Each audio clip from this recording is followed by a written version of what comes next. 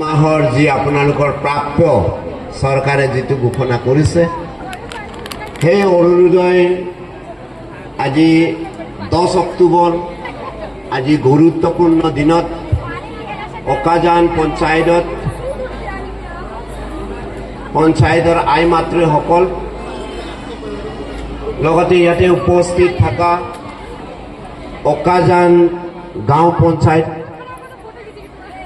ইয়াত গাঁও পঞ্চায়তৰ নেতৃত্ব দিয়া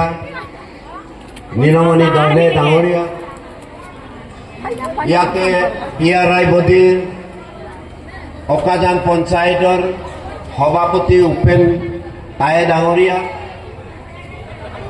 আমাৰ লগতে থকা মিত্ৰজোঁটৰ সক্ৰিয় নেতা দিবাকৰ পেগু ডাঙৰীয়া ইয়াতে উপস্থিত থকা 10টা ৱাৰ্ডৰ মেম্বাৰসকল